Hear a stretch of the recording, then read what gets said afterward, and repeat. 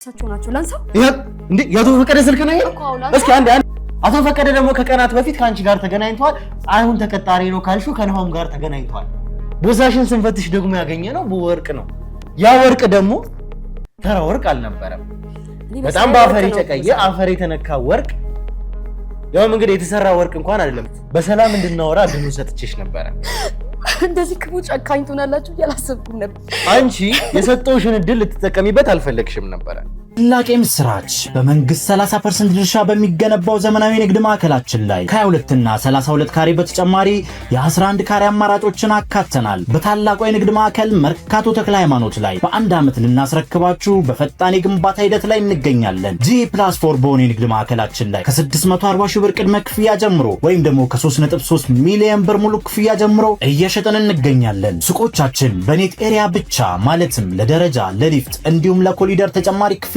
አንጠይቆትም በቂ የፓርኪንግ አገልግሎት የሰውና የዕቃ ሊፍት 24 ሰዓት የተሟላ የጥበቃ አገልግሎት ይህ ሁሉ በመሃል መርካቶ ተክለ ሃይማኖት ከተጨማሪ 15 ምንም ነገር ማድረግ አትችልም እርግጠኛ ነሽ እርግጠኛ ነኝ አንዴ ካሜራውን አጥፋልኝ ምን እንደማደርግሽ አሳይሻለሁ እንደነገርኩ አቶ ፈቀደ የባለቤት ያባት ናቸው የባለቤት ያባት ናቸው አቶ ፈቀደ ያንቺ ባለቤት አባት ናቸው እርግጠኛ ነሽ አው ተከክለ ነገር እኮ እኔ ራሱ ለአንተ ዘመዴ ናቸው ብዬ መናገር ለራሱ በጣም ሪስክ ነው እኮ የሆነ ቀለል አድርጌ እኮ አይደለም የነገርኩ ልጄ እንኳን የሴምራ ዘር እንደሆነ ቢያውቁ አሞቶች ከአንድ ነው የሚገሉት ሰላሞቴ ምናምን ስለሚባለው ራሱ ነገረኝ ማለት ነው በቃ ነገሮች ሲከሩ ሲብስበት ነው ኢቭን እንኳን አሁን ከተማ ውስጥ በጣም ብዙ ነው ያሉት በቃ በጣም ከተማው ላይ በጣም ነው ያሉት አሉ ለትንሽ ጊዜ አንቺ ጋር ይረፍ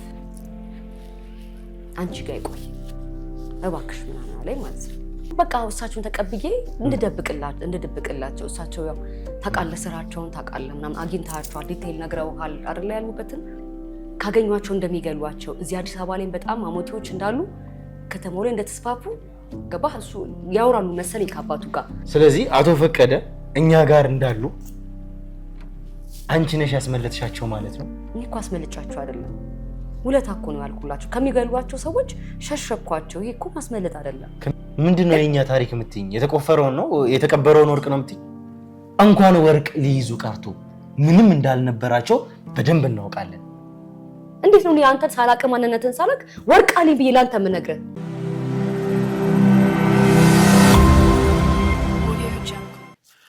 አቶ ፈቀደ ወርቅ እንደሸጡ የሚያስደነግጥ መረጃ ደረሰን ሰላም ጤና ፍቅር ለናንተ ይሁን ውድ ሀገሬ ልጆች ከሀገር ውስጥም ከሀገር ውጭም ሆናችሁ ይሄንን ሾው የምትከታተሉ በሙሉ ሰላማችሁ እጅግ ብዘት ይበልልኝ ብሩክ ነኝ ዱካሾ ላይ እንገኛለን የተለያዩ ማህበራዊ ጉዳዮችን እንዲሁም ደግሞ የወንጀል ታሪኮችን ሳይቀር እዚሁ ወደ እናንተ ያመጣን የምናደርስበት ውድ ሆኖና የተከበረው ሰዓታችን ላይ ደርሰናል እንግዲህ ውድ ተመልካቾቻችን እንዳያችሁት ከሆነ አንድ ኬስ ከጀመረን እንግዲህ ወራት ተቆጥሯል ከዛ በላይ ግን የገጠመንን አዲስ ነገር ተመልክታችኋል ያ ማለት እንግዲህ ያቶ ፈቀደ መስወር ግን ባልጠበቅነው መንገድ ነው ይሄ ነገር የገጠመን አቶ ፈቀደ ይሰወራሉ ወይም ደግሞ ከእጃችን ያመልጣሉ ይወጣሉ የሚል እንግዲህ ሐሳብ አልነበረንም በፍጹም በበቂ ሁኔታ ጥበቃ ያደረግንላቸው በበቂ ሁኔታም ደግሞ እየተንከባከብናቸው ነበር ነገር ግን ከሳቸው ጋር ያለያየንን ነጥቦች መጨረሻ ላይ ተመልክታቸዋል ከዛ በኋላ የተፈጠሩትን ነገሮች በሙሉ አቶ ፈቀደ እዚህ ጋር ታይተዋል በተባሉበት አቅጣጫ በሙሉ ሄደን ያገኘነውን አዲስ መረጃ ደግሞ እናንተ በባለፉት ክፍሎች ላይ ተመልክታቸዋል አንድ ሰው በቁጥጥር አውለን ነበር ያ ሰው ደግሞ ከተባልነው ጥቆማ ጋር የተመሳሰለ ሰው ነበር መጨረሻም የኛ ሰዎች ሄዶ እጅ ከፍንጅ ወይም ደግሞ በቁጥጥር ስር አዋል ነው ይሄን ሰው በቁጥጥር ስር ካዋል ነው በኋላ ያደረግነውን ቆይታ ተመልክታቸዋል ናሆንም የሚባል ልጅ ነው ያ ልጅ ግን ወርቅ እንግዲህ ከሰዎች እየገዛ ወደ ወርቅ ቤቶች የሚሸጥ ሰው ነው ነገሮችን ወይም ደግሞ ጥርጣሬያችንን እያሰፋልን ወይም ደግሞ ወደ ሌላ አቅጣጫ እንድንሄድ ደግሞ ያደረገን ይሄ ነገር ነበር አቶ ፈቀደ ለምንድን ነው ይሄንን ሰው ያገኙት ለምን ከዚህ ሰው ጋር መገናኘት አስፈልጋቸው የሚለው ደግሞ እኛ ጋር ጥያቄ የፈጠረ ነገር ነበር በቀጥታ ሰው ሊናገረን ወይም ደግሞ ስለተፈጠረው ነገር አቶ ፈቀደን ማግኘቱንም ሳይቀር እንግዲህ ሊዋሸን ፈልጎ ነበር በኋላ ምን ቀስ እያለ ትልቅ ሰዎችን አገኛለሁ እንደዚህ አይነት ሰዎችን አገኛለሁ እያለ በሄደ ቁጥር አቶ ፈቀደን ግን እንዳገኛቸው ሳይቀር እርግጠኛ መሆን ቻለንኛ በመጨረሻም አቶ ፈቀደ ወርቅ እንደሸጡለት ይሄንን ሁሉ ነገር ይሄ ልጅ አምኗል ወርቅ ሲሸጡለት ግን 20 ግራም የሚጠጋ ወደ 20 ግራም አካባቢ ወርቅ ገዝቻቸው ረጅም ሰዓት ነው ከሳቸው ጋር የተነጋገር ነው በዛ ላይ ደግሞ እንግዲህ የነገረን ቃል በቃል እንደሌሎች ወርቆች አይደለም ተራ ወርቅ እንዳይመስልህ እስከ ማለት ድረስ ደርሰው ነበረ። ረዘም ላለም ሰዓት ከሳቸው ጋር ቁጭ ብለን ከአንድ ሰዓት በላይ አውርተን ነበረ ነው ይሄ ልጅ ቃል በቃል የተናገረው።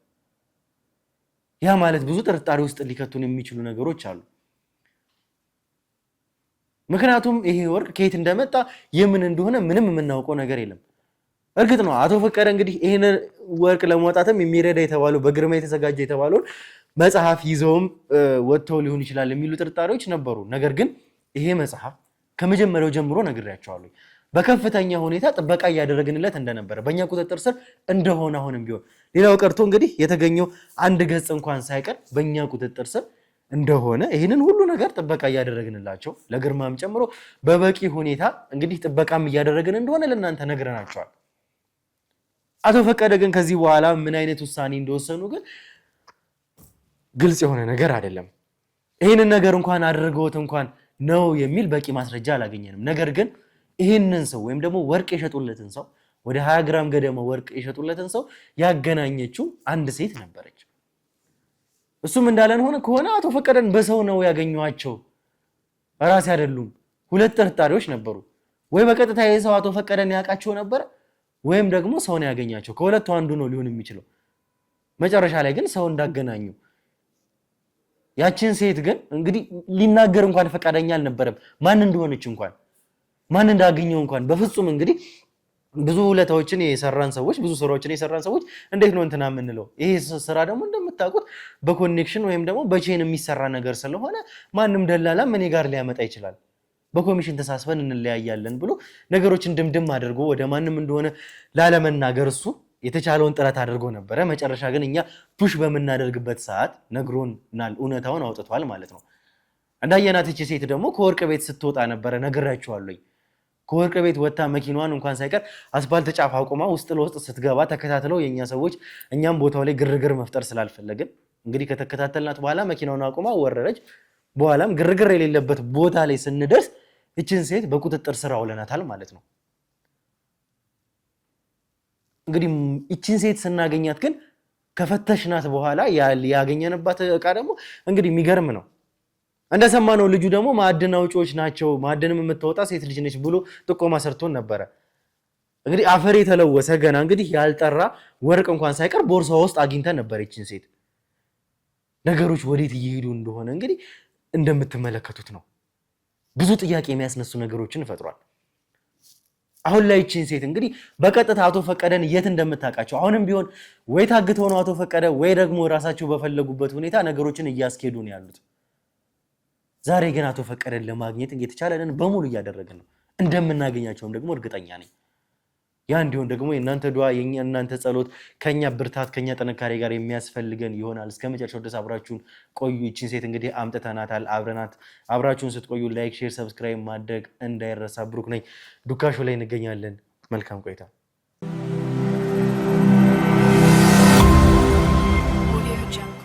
እሺ እንግዲህ ወደ ተመልካቾቻችን ተመልሰን መተናል። ምግቤ ላይ እያንዳንዱን የተፈጠሩትን ነገሮች ነግራችኋለሁ። ከዛ ባሻገር ደግሞ የባለፈው ቪዲዮ ላይ ወይም ደግሞ ትላንት የለቀቅንላችሁ ቪዲዮ ላይ ተመለከታችሁት ነበረ። አንቺን እንዴት እንኳን ሳይቀር እንዳገኘንሽ ጭምር ማንነታችሁን ሳትገልጹን እኮ አዋክባችሁ ያዛችሁኝ፣ አስጨንቃችሁኝ እኮ ነው። ማን ምን እንደምሰሩ ታውቃለህ? ለምን እንደያዝንሽማ እኮ ነገርንሽ። ከያዝንሽ ሰዓት አንስቶ እስካሁን ረጅም ነገር ከካሜራም ጀርባ እያወራን ነበረ። በምን ላቅ እችላለሁ ማን እንደሆንክ ስለነገርከኝ ብቻ? እኔ በጣም በስራ እኮ በጣም በዙሪያ ብዙ ነገር ያጋጥመኛል። ስለዚህ ማንነትን አላውቅም እኮ ለመተ ስላልከኝ እንዴ ስራ የትልቅ ስራ ነው የምሰራው፣ ትንሽ ተራ ስራ አይደለም የምሰራው። ስለዚህ በዙሪያዬ የሚያጋጥመኝ ነገር ብዙ ስለሆነ ማንነታችሁ በምን አውቃለሁ? በዚህ ምክንያት ነው ማለት ነው አቶ ፈቀደን ያገኘሻቸው? በስራሽ ምክንያት? አቶ ፈቀደ አላውቃቸውም። ማን ናቸው አቶ ፈቀደ? አቶ ፈቀደንማ ታውቂያቸዋለሽ። ለምን አታውቂያቸውም? አላውቃቸውም። እኛ የመጣ ነው አንቺ ጋር ነው። ከመጀመሪያው ጀምሮ አንቺ ጋር ስንመጣ በአቶ ፈቀደ አማካኝነት ነው። አንቺ ደግሞ አቶ ፈቀደን ከቀናት በፊት እንዳገኘሻቸው ጭምር በደንብ መረጃ አለን፣ አረጋግጠን የመጣ ነው። አሁን አቶ ፈቀደን አላውቃቸውም የሚለው እዚህ ጋር አያዋጣሽም። ማላውቀው ነገር እኮ እየነገርከኝ ያለከው ማን ምን እንደሆንክ እኔ ምንም ሳላውቅ ለምንድን ነው የምታስጨንቁኝ? እንዴት አዋክባችሁ ትላንትና እንደያዛችሁኝ አይተሃል አይደል? እንደ ሌባ እኮ ነው ያዛችሁኝ። እኔ ተራሱ አይደለም ትልቅ ስራ ያለኝ ሰው ነኝ። ማንሽ? መጀመሪያ አንቺ ራሱ ማንሽ? እንዴ ስለማንነቴ ለምን ጠይቀኛለህ? ከስራዬ ላይ ስንት ስራ ነው ያስተካው? እኔ ከፈለኩት መጠየቅ ከፈለኩ ለምጠይቅሽ ጥያቄ መመለስ ግዴታሽ ነው አይደለ? ማንነትን ሳቅ ግዴታ የለብኝም። ማንነትን ሳላቅ እኔ አግታኝ ነው። ስለማንነት ይኸውልሽ፣ ስለማንነቴማ አወራን እዚህ ጋር ስንት ነገር ከካሜራ ጀርባ አውርተን ነው እዚህ ጋር የተቀመጥነው። ስንቀመጥ ደግሞ ተራኪዝ አይደለም አንቺ ጋር ይዤ የመጣሁት። አንቺ ከቀናት በፊት በነበረሽ ኮኔክሽን አቶ ፈቀደ ከሚባሉ ሰው ጋር ግንኙነት እንዳለሽ ጭምር ይሄንን አረጋግጬ ነው አንቺ ጋር የመጣሁት። ነገርኩህ አይደለ? እኔ አንተ ከዚህ ጋር ካንተ ጋር በማወራበት ደቂቃ ራሱ የሚያመልጠኝ በጣም ብዙ ብር አለ። ታውቃለህ አይደል? የምሰራው ተራ ስራ አይደለም። ሲጀምር ጊዜንም እያቃጠልክብኝ ነው። ምንም በማላውቀው ነገር ላይ ነው ጊዜን እያቃጠልክብኝ ያለው። በማታውቂው ነገር አይደለም። እዚህ ጋር አሁን እዚህ ጋር ስለሸፋፈንሽ ነገሮችን አላቅም፣ አቶ ፈቀደን አላቅም፣ አንተን አላቅም ስላልሽ ምንም የሚመጣ ነገር የለም። እኔ አንቺ ጋር ስመጣ ማስረጃዎችን ይዤ ነው ከመጀመሪያው ጀምሮ አንቺን እስከያዝኩበት ሰዓት ድረስ እየተከታተልኩሽ ነበረ። የገባሽበት ቦታ ገና ከወርቅ ቤት አንስቶ ከዛ በኋላ ከወርቅ ቤት ወጣሽ። እዛው ነበር እንደውም እኛ በቁጥጥር ስር ልናወርሽም የፈለግነው። ስራ ቦታዬ እኮ ነው። ታዲያ ስራ ቦታዬ ላይ መንቀሳቀስ አልችልም? ያንዳንዱ እርምጃዬን ስትከታተለኝ ነበር ማለት ነው። በደንብ ተከታተለኝ። እኔ ወንጀለኛ አይደለሁም። ለምንድን ነው የምትከታተለኝ? አንቺን የያዝንበትን ምክንያትማ ከካሜራም ጀርባ ካሜራን ፊት እያወራሁሽ ነው። በቀጥታ አንቺ ጋር ከመምጣቴ በፊት አቶ ፈቀደን ናሆም የሚባል ሰው አገናኝተሻቸው ነበረ። ለምንድን ነበር አቶ ፈቀደን ያገናኝሽው ከናሆም ጋር? ማለት ናሆም እናንተ ጋር ነበር እንዴ? እስከ ዛሬ ከጠፋብኝ ቆየው እኮ። ቆይ እናንተ ማን ናችሁ? ምንድን ናችሁ እናንተ? ገንዘብ ነው የምትፈልጉት ወይስ ምንድን ነው የምትፈልጉት? እኛ ፍላጎታችን ገንዘብ እንዳልሆነ ደጋግሜ እየነገርኩሽ ነው። ካልሆነ ታዲያ ለምንድን ነው ናሆምን ያገታችሁ? እኔ ስንት ቀን ከጠፋብኝ። ናሆም ማለት የአንቺ ሰራተኛ ወይም ደግሞ ቀኝ እጅሽ ነው ማለት ነው። ትክክል። አዎ ሰራተኛ፣ የኔ ሰራተኛ። ለምንድን ነበር ያገናኝሻችሁ አቶ ፈቀደንና ናሆምን? እስኪ ንገሪኝ። ናሆም እኮ የኔ ተላላኪ ነው። ስራ ማዘውን በሙሉ የሚሰራ ልጅ እኮ ነው። ናሆም እኮ ለምንድን ነው አቶ ፈቀደንና ናሆም መሀል ያለሽው አንቺ ነሽ። ድልድይ የሆንሽው እዚህ ጋር አንቺ ነሽ። በቀጥታ ስልኩን ሰተሽ እንዲገናኙ ያደረግሽው አቶ ፈቀደን ለናሆም እንግዲህ ያስተላለፍሽው አንቺ ነሽ። ለምንድን ነበር ያስተላለፍሽው? እስኪ እንዲገናኙ፣ ስራ አብረው እንዲሰሩ። ምን አይነት ስራ ነው የሚሰሩት? እስኪ ንገሪኝ። እንዴት ምን አይነት ነው? ሰው ብዙ አይነት ስራ እኮ አለ። ብዙ አይነት ስራ ነው የሚሰራውና ስራ እንዲሰሩ አቶ ፈቃዱ ባሉበት ሁኔታ አሁን ጥሩ ስላልሆነ ስራ እንዲሰሩ። ያንቺ ስራ ምንድን ነው? የናሆም ስራስ ምንድን ነው? ለምን እነግርሃለሁ? ይሄን ያክል አንተ ዲቴል ስለኔ ማወቅ እንደዚህ ለምን አስፈለገ? ስለማቅ ነው የምጠይቅሽ። ራሱ ትሰሚኛለሽ? መጀመሪያ ጀምሮ አቶ ፈቀደንና ናሆምን ያገናኘሽው አንቺ ነሽ። ናሆም ደግሞ ከአቶ ፈቀደ ተቀብሎ ስለሸጠው ወርቅ በሙሉ አውቃለሁኝ። ከመጀመሪያው ጀምሮ ደግሞ አንቺ ነሽ መሀላቸው ያለሽ፣ ያገናኘሻቸው አንቺ ነሽ ናሆምንና አቶ ፈቀደን። ነከሩ አብረው እንዲሰሩ እኮ አልኩ። አሁንስ ተመለሰ። እየጠየኩሽ ያለሁት አቶ ፈቀደንና ናሆምን በዚህ ጉዳይ ካገናኘሻቸው አንቺም ተመሳሳይ ስራ ውስጥ ነው ያለሽው። ይሄ ደግሞ ግልጽ ነው። አንቺም ተመሳሳይ ሙያ ውስጥ ሆነሽ ለናሆም ራሱ ማገናኘቱ ለምን አስፈለገ? ናሆም የኔ ተቀጣሪ እኮ ነው። ጥሩ ጸባይ ያለው ጥሩ ስነ ምግባር ያለው ልጅ ስለሆነ እኮ ነው ናሆምን። ማንኛውንም ስራ ማዘው ነው ናሆምን ነው። እኔ ቀጥታ ሂጅ ከማንም ጋር አልገናኝም። ናሆምን ነው የምልከው የምፈልገው ነገር ሲኖር። እንዴት መጡ አንቺ ጋር መጀመሪያ አቶ ፈቀደ? እንዴ ይሄን መናገር አለብኝ እንዴ? እየጠየኩሽ ነው። አቶ ፈቀደ መጀመሪያ ጀምሮ አንቺ ጋር እንዴት መጡ? ይሄ መናገር ያለብኝ አይመስለኝም። ይሄን አንተን የሚመለከት ነገር አይደለም። ስለሚመለከተኝና ስለማይመለከተኝ ነገር አንቺ ስለነገርሽኝ አይደለም። የሚመለከተኝና የማይመለከተኝን ነገር ጠንቅቄ ያውቃለሁ። ከመጀመሪያው ጀምሮ አቶ ፈቀደን ያገኘሻቸው አንቺ ነሽ። ከአቶ ፈቀደ ጋር ኮኔክሽን የነበረሽ አንቺ ነሽ። አቶ ፈቀደን እንዴት አገኘሻቸው? እሱ አንተን የሚመለከት ነገር እኮ አይደለም። እንዴትም ላገኘው የትም ላገኛት አንተ ምንም የሚያገባህ ነገር የለም እኮ። የግል ነገር ነው። ስለሚያገባኝ ነገርማ ነው እየጠየኩሽ ያለሁት። ባያገባኝ ኖሮ አልጠይቅሽም ነበረ። አቶ ፈቀደ የሚያውቁት ሰው የሌለ እዚህ ከተማ ላይ ማንንም ሰው እንደማያውቁ ሞተዋል የተባሉ ሰው ከነበሩበት ቦታ እንኳን ሲመጡ እኛን ይዘናቸው የመጣ ነው። እዚህ ከተማ ላይ የሚያውቁት ሰው የለም፣ ዘመድ የላቸውም፣ ቤተሰብ የላቸውም። አቶ ፈቀደ በምንድን ነው እሱ አንቺን ያገኙሽ? እኔ እኮ በጣም ብዙ ሰው ነው የማገኘው። አቶ ፈቀደን ብቻ በግል ብቻ ማገኝ ሰው አይደለም። አቶ ፈቀደ አንድ ሰው ናቸው አይደለ? በስራዬ ምክንያት በጣም ብዙ ሰው ስለማገኝ እኔ አቶ ፈቀደ የምትላቸው ነገር አላቃቸውም። ምንድን ነው አስሬ አቶ ፈቀደ የምትለኝ? ይኸውልሽ አላቃቸውም የሚለው አሁን አያዋጣሽም። በቀላሉ የምንተወው ነገር አይደለም። አቶ ፈቀደ በዚህ ሰዓት አንገብጋቢውና እጅግ በጣም የምንፈልጋቸው ሰው ናቸው። አቶ ፈቀደ ደግሞ ከቀናት በፊት ከአንቺ ጋር ተገናኝተዋል። አሁን ተቀጣሪ ነው ካልሹ ከናሆም ጋር ተገናኝተዋል። ስለዚህ አቶ ፈቀደን ደግሞ በምን አይነት ሁኔታ ውስጥ እንዳገኘሻቸው ላንተ ማብራራት እኮ ግዴታ የለብኝም። እኔ ደግሞ ግዴታ አደረኩብሽ። ግዴታ የለብኝም ላንተ ማብራራት። ማግኘው ሰው ነው በስራዬ በጣም ብዙ ሰው ስለማገኝ እየፈለኩትን ሰው ማግኘት እችላለሁና አቶ ፈቀደ አትበለኝ። በቃ አላቃቸውም አልኩ አይደል እንዴ? አስሬ ለምንድን ነው የምጠይቀኝ ስለሳቸው? ስለ ናሆም ጠይቀኝ፣ ሰራተኛዬ ነው። ስለሱ ዲቴል ልነግርህ እችላለሁ። ስለ ናሆም አይደለም የጠየኩሽ፣ ስለ አቶ ፈቀደ ነው። አቶ ፈቀደ እኮ ካንቺ ጋር የመጡ ክላይንት ናቸው፣ የእሷ ክላይንት ናቸው። እሷ ደግሞ የምትሰራው ማዕድን ማውጣት ነው። ያ ማለት ደግሞ ቀድሞ ያገኙት አቶ ፈቀደ ዝም ብሎ ራንደምሊ አንድ ሰው ከሜዳ ተነስቶ የሚያገኙ ሰው አይደሉም። አቶ ፈቀደ እንደዚህ አይነት ሰው ለማግኘት በጣም ትልቅ ምክንያት ወይም ደግሞ ትልቅ ትውውቅ ያስፈልጋቸዋል። ምክንያቱም ዙሪያ ገባቸውን የሚያምኑ ሰው አይደሉም። ለሚያረጉት ለእያንዳንዱ ጥያቄ፣ ለእያንዳንዱ አካሄድ፣ ለሚናገሩት ንግግር እንኳን ሳይቀር በጥንቃቄ የሚናገሩ በጥንቃቄ የሚሄዱ የሚራመዱ ሰው ናቸው። እንደተራ ግን የእናንተ ነገር አይጀመርም። ከአቶ ፈቀደ ጋር ከጀርባ ትልቅ ግንኙነት እንደሚኖራችሁ እርግጠኛ ነኝ። እኔ የምትለው ነገር እንደ አዲስ ነው እየሰማሁህ ያለሁት። ምንም የማውቀው ነገር የለም። እያንዳንዱ ናሆም የሚያገኘውን ሰው ከኔ ጋር ብቻ አይደለም እኮ ናሆም የሚሰራው ሌሎችም ሰዎች ጋር ይሰራል እኮ። ስለዚህ እሱንም ታውቃለች እያልክኝ እኮ ነው። ይኸውልሽ በደንብ ታውቂያለሽ፣ ስለ እያንዳንዱ ነገር በደንብ ታውቂያለሽ። አቶ ፈቀደን ለምን እንዳገናኘሻቸው በደንብ ታውቂያለሽ። ካንቺ በኋላ ነው ካንቺ ተነስተው ነው ያንን 20 ምናምን ግራም የሚመዘን ወርቅ ለናሆም ይሸጡለት። ስለምትለው ነገር እያንዳንዱ ነገር ምንም ነገር አላውቅም እያልኩ እኮ ነው። ይኸውልሽ ምንም አያደርገኝም ብለሽ ከሆነ እንደዛ እንዳታስቢ። ሴት ስለሆነች አይነካኝም ወይም ደግሞ ምንም አይሆንም ምትይኝ ከሆነ ይህንን ነገር እንዳታስቢ። እነዚህ ሁሉ ሴት አባላቶቻችን ለዚህ ዝግጁ ናቸው። ለምን ትነካኛለህ? እንዴ እኮ ጋር የሆንኩኝ ሰው ነኝ። ለምን ትነካኛለህ ታዲያ? ለምን ታስፈራራኛለህ? እያስፈራራኸኝ ነው። እየነገርኩሽ ያለሁት ህጋዊነትሽ ወንጀል እንዳትሰራ አያግድሽም። አሁንም ቢሆን ምነግርሽ ነገር አቶ ፈቀደ ጋር ለመገናኘት በደንብ ትልቅ ምክንያት አለሽ። ከቀናት በፊት ያ ሁሉ ነገር የሆነው ባንቺ ምክንያት ነው። አቶ ፈቀደ ያንን ወርቅ የሸጡት ባንቺ ምክንያት ነው። ይህንን ሁሉ ነገር ያደረግሽው ናሆምና አቶ ፈቀደ መካከል ያለውን ቼን የፈጠርሽው አንቺ ነሽ። ስለምትለው ነገር ምንም ነገር ማውቀው ነገር የለም። ለምንድን ነው የምትለኝ? እኔ ህጋዊ ነኝ፣ ህጋዊ ሰራተኛ፣ ንግድ ፈቃድ አውጥቼ የምሰራ ሰው ነኝ። እኔ ለምንድን ነው ከወንጀል ጋር የምታነካካኝ? ቦርሳሽ ውስጥ የነበረው ወርቅ ከየት ነው የመጣው? የምን ወርቅ? ቦርሳሽን እኮ ፈትሸናል አይደል? ከዛ በኋላ ቦርሳሽን ስንፈትሽ ደግሞ ያገኘነው ወርቅ ነው። ያ ወርቅ ደግሞ ተራ ወርቅ አልነበረም። እንደምናገኘው ወርቅ ቤት እንደሚሸጠው ወይም ደግሞ አንዳንድ ሰዎች ከቤታቸው አውጥተው እንደሚሸጡት ወርቅ ንጹህ ወርቅ አይደለም።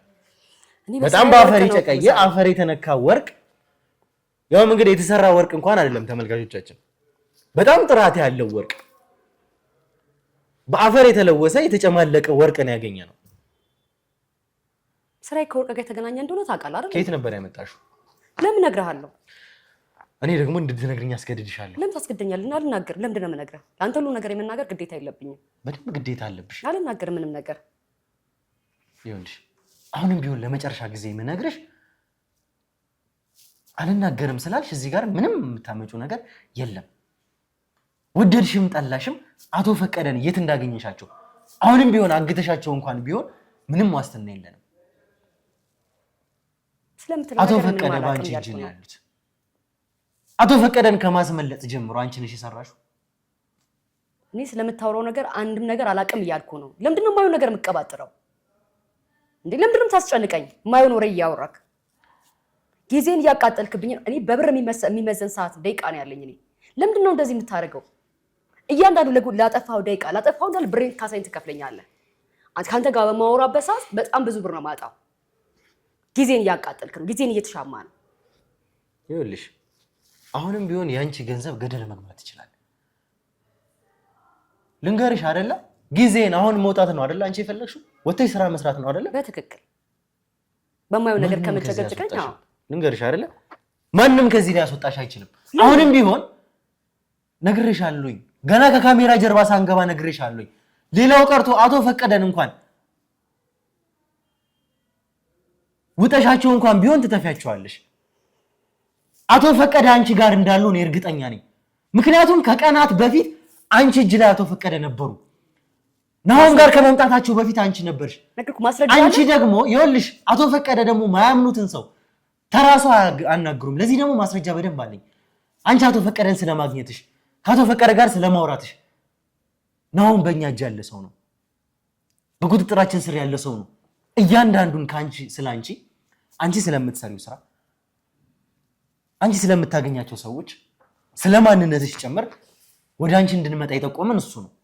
ያ ማለት ደግሞ ስላንቺ በበቂ ሁኔታ በደንብ ማስረጃ አለኝ። ማን እንደሆነሽ አብጠርጥሬ አውቄሻለሁ። ከኔ ጀርባ ስታጠና ነው አይኖርከው። በነገራችን ላይ ብዙ አይፈጅብኝም። ስላንቺ ለማወቅ ትንሽ ደቂቃ በቂ ነው። ምን አላት ብለህ ነው ስለኔ የምታጠናው? እኔ ምንም የሌለኝ ንጹህ ሰው ንጹህ ዜጋ ነው። ንጹህ ዜጋ አይደለሽ? በጣም ንጹህ ዜጋ። አሁንም ቢሆን ምነግርሽ ነገር ስለ አቶ ፈቀደ ስለምትሰሪው ስራ መቼም ስለምታመጪው ወርቅ ለምንድን ነበረ አቶ ፈቀደን ከናሆም ጋር ያገናኘሽው? አንቺ በራስሽ መሸጥ አትችይም ነበር ይሄንን ወርቅ? እግርኩ ስለ ናሆም መጠየቅ ትችላለህ። ስለ አቶ ፈቀደ ምናምን የምትለው ግን አጭብጭ ነው። ምንም ለምንድን ነው መነካካት ያልፈለግሽው እዚህ ነገር ላይ? ይሄ እኮ ከመነካካት ጋር የሚያያይዘው ነገር አይደለም። የሚያያይዘው ነገር እኮ አይደለም ከመነካካት። ለምን ወደ እሱ አስተላለፍሽ? ለምን ወደ ናሆም አቶ ፈቀደን መራሻቸው? ናሆም እኮ ብዙ ስራ የሚሰራ ልጅ ነው። በጣም ብዙ ስራ አብረን ነው የምንሰራው።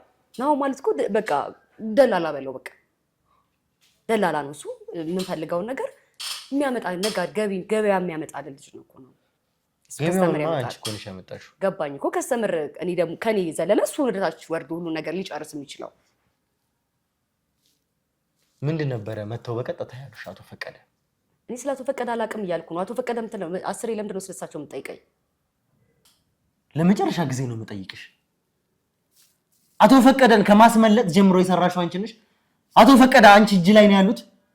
ስለማላውቀው ነገር ለምንድን ነው እያፈጠጥክ የምጠይቀኝ? አላውቀውም እኮ ምንም የማውቀው ነገር የለም እያልኩ እኮ ነው። ይሄ መንገድ እንደማያዋጣሽ ነው የምነግርሽ። ሴት ስለሆነች ምንም አያደርገኝም ብለሽ አስበሽ ከሆነ ምንም ነገር አደርግሻለሁኝ። ምንም ነገር ማድረግ አልችልም። እርግጠኛ ነሽ? እርግጠኛ ነኝ። አንዴ ካሜራውን አጥፋልኝ። ምን እንደማደርግሽ አሳይሻለሁኝ።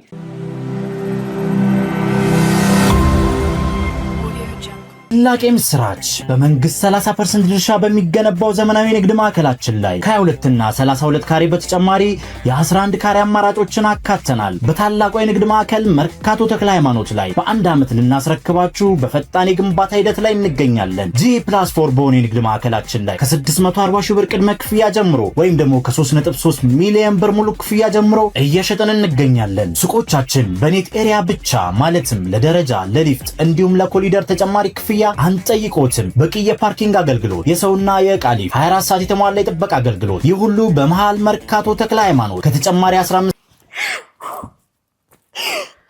እኔ እኮ እንደዚህ የምታደርጉ አልመሰለኝ።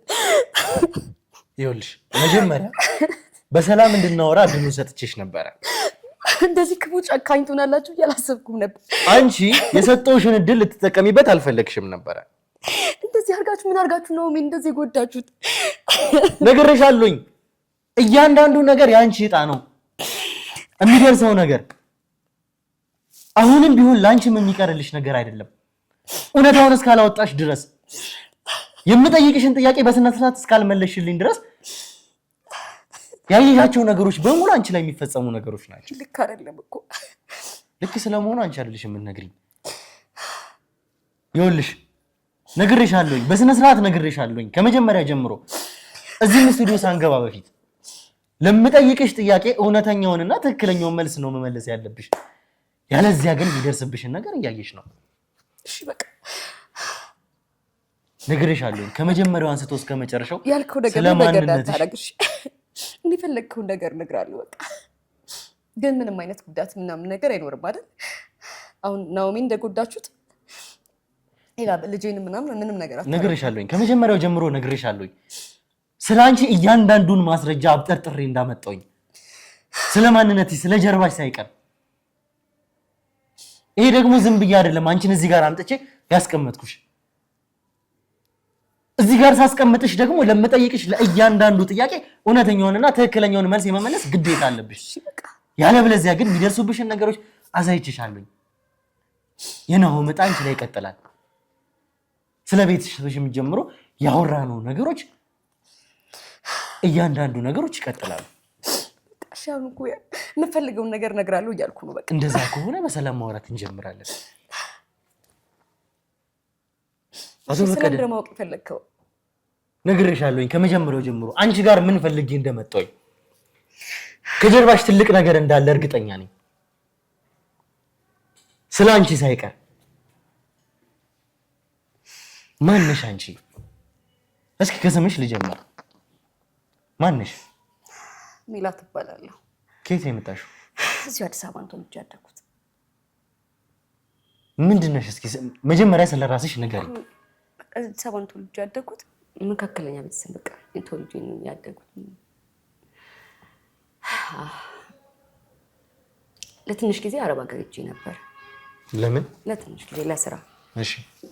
አረብ ሀገር ሄጄ ቆይቼ ነው የመጣሁትና ትንሽ ጥሩ አልነበረም የአረብ ሀገር ቆይታዬ። ለምንድን ነው ጥሩ ያልሆነው? ታምሜ ነው የመጣሁት። እዛ አልተመቸኝም። በቃ ምንም ከማዳም ጋር መስማማት አልቻልኩም ምናምንና ብዙ መስራት አልቻልኩም። በምን ምክንያት ነው ልትስማሚ አልቻልሽው? በቃ ወይ ማዳም በጣም ኃይለኛ ናት፣ ትቀናለች በጣም። በቃ ስወጣ ስገባ ባሏን የማይባት ነው የሚመስላትና በዛ የተነሳ በቃ ለኔ በጣም መጥፎ ነበር። ከባድ ጊዜ ነው አረብ ሀገር አሳልፌ የመጣሁት። እንግዲህ ያው ማዳም እንደነገርኩ ነው በቃ ታሰቃየኛለች የሚለው ቃል አይገልጽም። በጣም ነው የምትቀናው በባሏ። በቃ ዝም ብላ ስወጣ ስገባ ምግብ ራሱ በቃ በአግባቡ አሰጠኝ። ነገር ያለው 2 ዓመት ስሰራ 2 ዓመት የሚሰራው ከዛ በላይ መጨመር አልፈለኩም እና ቀጥታ ወደ ሀገሬ መጣሁ። ወደ ኢትዮጵያ ተመለስኩና ዝም ብዬ ልጅ ያስኳትን ትንሽዬ ብር ይጀበና ቡና በረንዳ ላይ ለምን የአረብ ሀገር ብር ታውቃለህ አኩርቶ አያኖርክምና እኔ እዛ ሞኝም ለቤተሰቦቼ ልክላቸው ስለነበረ ትንሽ ረዳቸው ስለነበረ ቤተሰቦቼን ዝም ብዬ የጀበና ቡና ተከራይቼ መስራት ጀመርኩኝ ማለት ነው። እዛ በጣም ጥሩ ገቢ ነበረኝ ምናምን እና በዛም ከባለቤቱ ጋር አልተስማማም። እዛ በረንዳ ሰራበት የነበረው ከዛም ቤት ለቀኩኝ፣ ሌላ ቤት ገባው ምናምን። አንዳንዴ ህይወት ትፈትናለች አይደል? ስራ ብሩንም አጠፋፋሁት ምናምን ከሰርኩኝ ማለት ነው። እዛ ባዶ እጄን ቀረሁ ምንም በቃ። ከዛ በኋላ ደግሞ ተቀጥሬ መስራት ጀመርኩኝ እንደገና ልብስ ቤት ምናምን፣ ሴቶች ልብስ ቤት ተቀጥሬ መስራት ጀመርኩኝ። እዛ እየሰራሁ እዛም ምንም አልተመቸኝም። በቃ ሩቅ ነው ደግሞ ለቤቴም ብዙም ትራንስፖርቱና ይሄ የሚከፈል እንትን ምንም አይገናኝም። የምሰራው ነገር ለራሴም አልበቃኝም አይደለም ቤተሰቤን ለማገዝ ለራሴ ራሱ አልበቃኝም። ምን የሚጠቅም ነገር አላገኘሁም ማለት ነው እዛ ላይ ማለት ነው። እሱ አልተመቸኝም። ወጥቼ አሁን በዛ ፕሮሰሱ ላይ ማለት ፕሮሰሱን ልጀምር እየተሯሯጥኩኝ ያለ ነው አጋጣሚ እንደዚህ አይነት እንትን ውስጥ የገባሁት። ምን ውስጥ? እንደ አጋጣሚ ስለ ባለቤቴን ተዋወቅኩት። እሺ። ባለቤቴን ተዋወቅኩት በዚህ አይነት ሁኔታ በቃ ተመልሼ ወደ አረብ ሀገር ልሄድ በቃ ሁሉ ነገር አስጠልቶኝ ተመልሼ ወደ አረብ ሀገር ልሄድ ባልኩበት ሰዓት ከባለቤቴ ጋር ተዋወቅኩኝ። በዛ ከእሱ ጋር አብረን መኖር ጀመርን። አንድ ልጅ አፈራን፣ ወለድን። ቤተሰብ ቆንጆ ቤተሰብ፣ ደስተኛ የሆነ ቤተሰብ እየመራን ነው። በሱ ምክንያት ነው ታዲያ እዚህ ስራ ውስጥ የገባሽው? በባለቤቴ ምክንያት ነው። አሁንም እኮ እኔ እንደዛ ስትይኝ ወደ አቶ ፈቀደን ትመጭልኛለሽ ብዬ እያሰብኩ ነበረ። የኔ ትልቁ ጉዳዬ ወይም ደግሞ የኔ ትልቁ ነጥቤ አቶ ፈቀደ ስለሆኑ። ትክክል እኮ ይሄን ያሳቸውን እኮ እንዴት ታዲያ ከአቶ ፈቀደ ጋር ስለመገናኘትሽ ትመጭልኛለሽ ብዬ አስቤ ነበር እያዳመጥኩሽም የነበረው እኮ። ልነግርህ እኮ ያልኩት እኔ ማመጣጤ አቶ ፈቀደና እኔ ያለንን ቀረቤታ ማለት ዝምድና ልንገርህ እኮ ብዬ ነው። ጥሩ እሺ። እንደነገርኩ አቶ ፈቀደ የባለቤቴ አባት ናቸው። የባለቤቴ አባት ናቸው? አዎ። ምን ማለት ነው? ስሰማ እንደምደነግጥ አውቃለሁ፣ ስሰማ እንደሚከብድ አውቃለሁ። እንዴት እንደዛ ሊሆን ይችላል? አቶ ፈቀደ የአንቺ ባለቤት አባት ናቸው? እርግጠኛ ነሽ? አዎ ትክክል። ይሄ እኮ ከባድ ማለት እኔም ባወራው ራሱ ለኔ ራሱ በጣም ከባድ ነገር አሉ። ለእንደዚህ በራሱ መናገር እኮ አልችልም እኮ። እንዴት ነው? ምን ማለት ነው? አቶ ፈቀደ እኮ እዚህ ሀገር ላይ ቤተሰብ እንደሌላቸው አቶ ፈቀደ የሚያውቁት ሰው እንኳን ቤተሰብ ቀርቶ የሚያውቁት ሰው እንኳን እንደሌለ ይሄንን እኮ ለኛ ነግረውናል እንደዛ ብለው። አንቺ ደግሞ እዚህ ጋር እያልሽኝ ያለሽው አቶ ፈቀደ የባለቤቴ አባት ናቸው እያልሽኝ ነው። ትክክል። ይሄ ነገር እኮ ከባድ ነው። ተራ ዝምድናም አይደለም። እውነት ነው አውቃለሁ እኮ። ይሄ እኮ ከባድ ነገር እኮ ነው። እኔ ራሱ ለአንተ ዘመዴ ናቸው ብዬ መናገር ለራሱ በጣም ሪስክ ነው እኮ። የሆነ ቀለል አድርጌ እኮ አይደለም የነገርኩ። እየፈራው ነው ይመጣብኛል። መናገሬ ራሱ መናገር አለብኝ ወይ የሚለውን ራሱ እየፈራው ነው ለአንተ የነገርኩ። ማለት በቃ ካለው ከሰማሁት ከአንተ አንጻር ነው እንጂ መናገርም ያለብኝ ነገር እኮ አይደለም። እንደነገርኩ ከባድ ነገር ነው ማለት እሳቸው አሉ በህይወት ብሎ የመናገር ራሱ በጣም ከባድ ነገር ነው። ታውቃለህ አይደል? ሐሞቴዎች ናቸው። ሐሞቴዎች እሳቸው ለማጥፋት ነው የሚፈልጉት እንዳሉ በህይወት እንኳን ቢያውቁ አስበው እስቲ ልጄ እንኳን የሴምራ ዘር እንደሆነ ቢያውቁ ሐሞቴዎች ከአንዳንድ ነው የሚገሉት ያለምንም ርህራሄ ማለት ነው። ርህራሄ የላቸውምና እሳቸው እንዳሉ ቢያውቁ በህይወት ራሱ ማንም ቤተሰብ ውስጥ ማንም ይተርፍ የለም፣ ማናችንም የሚቀር የለም። ያንን ፈርቼ ነው እኔ ሁሉም ነገር ሚስጥር ድብቅ ያደረኩት። የሚገርም ስለሳቸው እንኳን ማለት ነው ደጀኔ እንደዚህ ብሎ የነገረኝ አሁን ቅርብ ጊዜ ነው። አሁን እንደዚህ የተፈጠረው ነገር እንዳለ የነገረኝ አሁን በጣም ቅርብ ጊዜ ነው። በህይወት እንዳሉ እሳቸው ሐሞቴን ለመግደል እንደሚፈልጓቸው ምናምን ራሱ ቅርብ እኔ ታሪኩን ሁላ ሲነግረኝ ማለት ነው እኔ ፊልም ላይ እንደማይ ነው የተሰማኝ። ማለት እኔ ሪያሊቲ ያለ ብዬ አላስብም። ለዛውም በዚህ ዘመን እንደዚህ አይነት ነገር ይኖራልን ብዬ የማስበው ነገር አይደለም የነገረኝ ነገር ማለት ነው። ይህንን ሁሉ ጊዜ አብራችሁ ስትኖሩ አንቺ አቶ ፈቀደን አታውቂያቸውም ነው? አላቃቸውም። አቶ ፈቀደን አላቃቸውም። ቤተሰቦቹ ራሱ በቃ ጓደኞቹ፣ የቅርብ ጓደኞቹ። እንዴት አታውቂያቸውም? አንድ ሰው ሲጋባ የቤተሰብ ትውውቅ አለ፣ ሽምግልና አለ፣ የተለያዩ ነገሮች አሉ። እናት አባት አሉ። የባለቤትሽ ማን ነው? ይቅርታ ስሙን ያልሽኝ ባለቤትሽ? ደጀኔ። ከባለቤትሽ ጋር ወይም ደግሞ ከአቶ ደጀኔ ጋር ስትጋቡ ቤተሰብ አለው። ቤተሰቦቹ ጋር ሽምግልና አለ፣ ትውውቅ አለ፣ ብዙ ነገር አለ፣ እናት አባት አለ። ያ ነገር ባይኖረው እንኳን የት ናቸው እንዴት ናቸው ምንድን ናቸው ተብሎ ይጠየቃል አይደለ? አላቃቸው የምትይኝ የማይመስል ነገር ነው። ይኸውልህ እሱ እንደዚህ አይነት ነገር እንዲኖር አልፈለገም። በቃ ትንሽ ጓደኞቹ እንዳል ቤተሰቦች በህይወት የሉም ያለኝ ከአንዳንድ በቃ ማንም ቤተሰብ የለኝም ያለው በቃ እዛው ክፍለ ሀገር የእናቱም አባቱም በህይወት እንደሌሉ ነው ለኔ ነገረኝ ማለት ነው። ለኔ ነገረኝ ማንም ቤት ውስጥ እንደሌለ ነው። ብቸኛ እንደሆነ ጓደኞቹን ፕሮግራሙ ለራሱ በቃ ፕሮግራም አይደለም። በቃ ያው ቤት ስገባ ለቤተሰቦች ሽምግልና ሲልክ በቃ ቀለል ያለ ዝም ብሎ ፕሮግራም የለም ምንም ነገር የሌለበት ማለት ነው። በቃ ባዶ ቤት አንድ በግ ነው የታረደው፣ ሰርግ ምናምን የለም። በቃ ይሄንን ነገር ራሱ የነገረኝ ይሄ ስላሞቴ ምናምን ስለሚባለው ራሱ የነገረኝ ማለት ነው። በቃ ነገሮች ሲከሩ ሲብስበት ነው ገባህ? እንደዚህ ነን እኮ አባቴም በህይወት አለ ምናምን ብሎ የነገረኝ በቃ በጣም ቅርብ ጊዜ ነገሮች የከረሩ ሲመጡበት ነው የነገረኝ። ግን ከኔ ጋር በጣም ነው የተጣላ ነው፣ ኃይለኛ ጸብ ነው የተጣላ ነው። እንደዚህ አይነት ነገር እንዳለ ቢያንስ እንኳን ቤተሰቦች በህይወት እንደሌሉ ለኔ ይዋሽኝ የለኝም ቤተሰብ ነው ያለኝ። እንደዚህ አይነት ነገር እንዳለ ባቅሙ እንዴት ቤተሰቤን ልጄን እንደዚህ አይነት ዘር ውስጥ ከታለሁ? እንደዚህ አይነት የሆነ ፊልም የሚመስል ህይወት ውስጥ እንዴት አኖረዋለሁ? ይሄ እኮ ፊልም የሚመስል ህይወት እኮ ነው የምንኖረው። እንዴት ልጄን እዚህ ውስጥ ከተዋለሁ? በጣም ከባድ ነገር እኮ ነው። ምን ማለት ነው? አሁን እንግዲህ እያልሽኝ ያለሽው በዚህ ሁሉ ሰዓት አቶ ፈቀደን አላቃቸውም። ይሄ ነገር ታወቀ። አቶ ፈቀደ እኛ ቁጥጥር ላይ በእኛ ስር ዋሉ። እኛ እየረዳናቸው ድጋፍ እያደረግንላቸው እየጠበቅናቸው እንደሆነ ይታወቃል። የዛን ጊዜ አቶ ፈቀደም ለእኛም ኦፊሻሊ እንደዚህ ብሎ አልነገሩንም። ልጅ አለኝ ልጄ ቤተሰብ አለው ብሎም አልነገሩንም። እናንተም አባታችን ብላችሁ ወደ አቶ ፈቀደ አልመጣችሁም። ይህንን ሁሉ ጊዜ ለወራት ነበሩ አቶ ፈቀደ ከመጀመሪያው ጀምሮ። የዛን ጊዜ እንኳን አልመጣችሁም። ለምን? አቶ ፈቀደ እንደዚህ የምናውቃቸው አይነት ሰው እኮ አይደሉም። እኔ አላውቃቸውም። አሁን እናንተ ጋር ይደበቁ ይኑሩ ምን ይበሉ እኔ አላውቅም እኮ ምንም አውቀው ነገር የለም እኮ አላውቅም ስለሳቸው።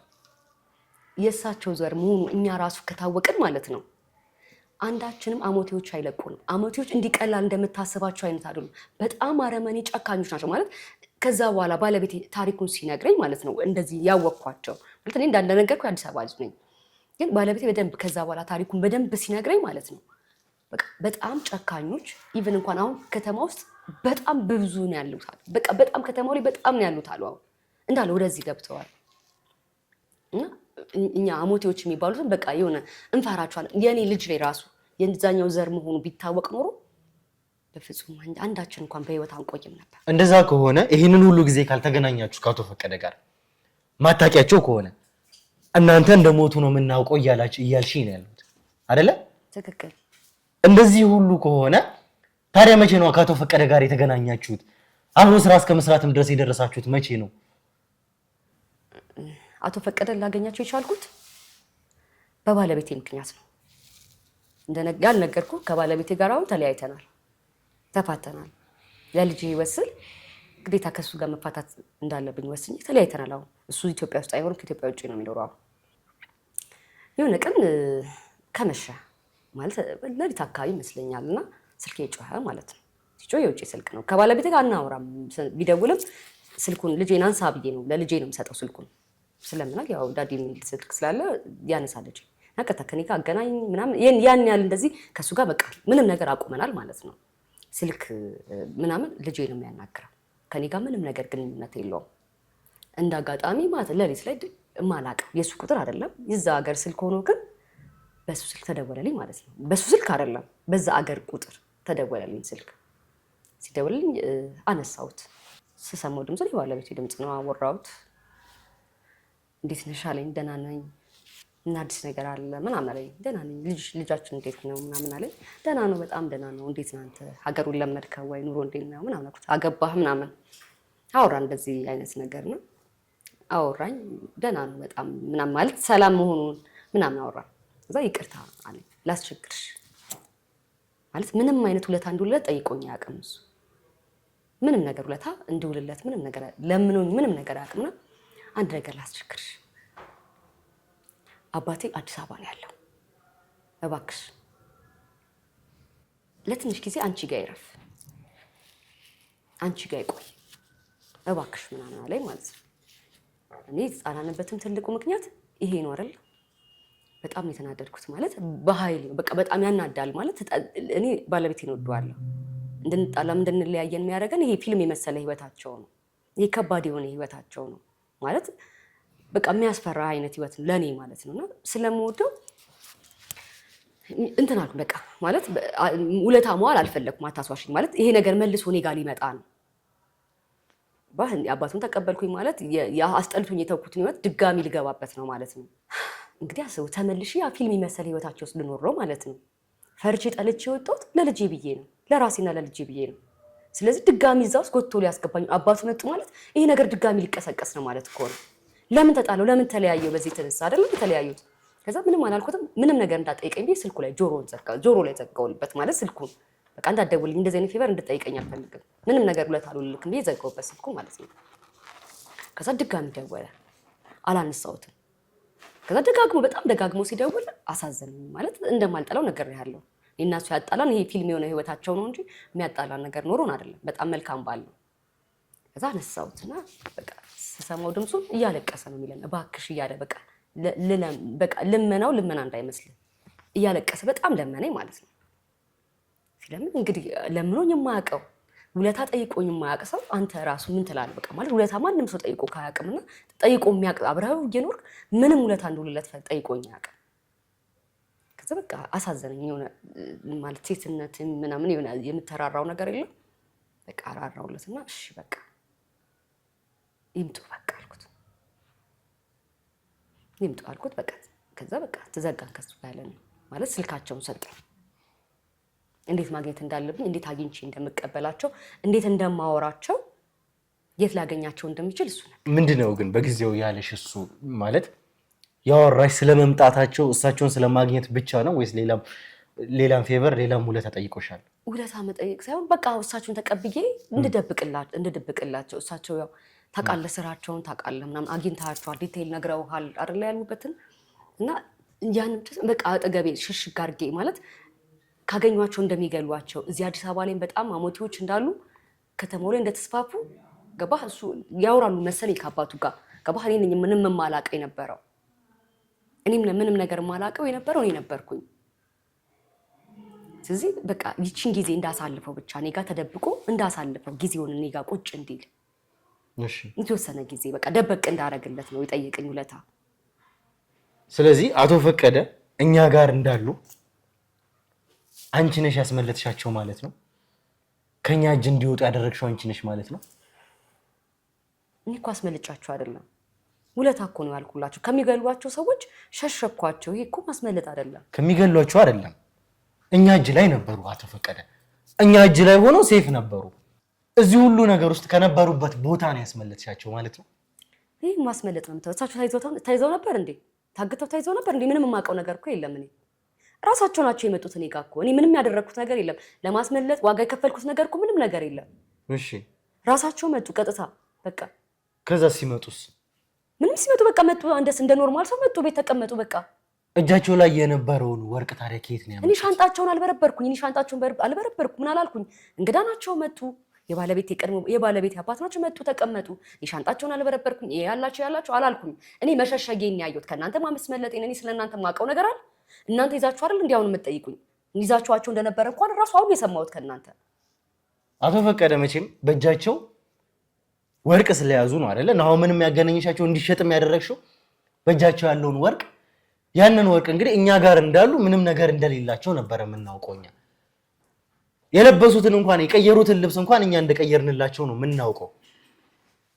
አቶ ፈቀደ ሲመጡ በባዶ እጃቸውን ነበሩ። ከዛ በኋላ ልብስ ቀይረን ብዙ ልብስ ገዝተው እንደውም የሚያዘወትሩት እሳቸውም እንደውም ብዙ ልብስ እንኳን ኖሯቸው ገዝተንላቸው መቀየር እንኳን አይፈልጉም በእጃቸው ከለበሱት ልብስ ውጪ። ከዛ በተጨማሪ ምንም ነገር የላቸውም አቶ ፈቀደ። ወርቅ የሚባል ነገር የውም 20 ግራም የሚያክል ወርቅ በጣም ብዙ ሆኖ አይደለም 20 ግራም ግን እንኳን 20 ግራም እጃቸው ላይ 1-2 እንኳን ግራም ወርቅ እንደሌለ እናውቅ ነበረ። ከየት ነው ታዲያ ይሄንን ሁሉ ወርቅ አምጥተው ለአንቺ ስለመሸጥ የነገሩሽ? አንቺስ እንዴት ነው እሱ ከየት አምጥተው ነው ልትይ ያልቻልሽው?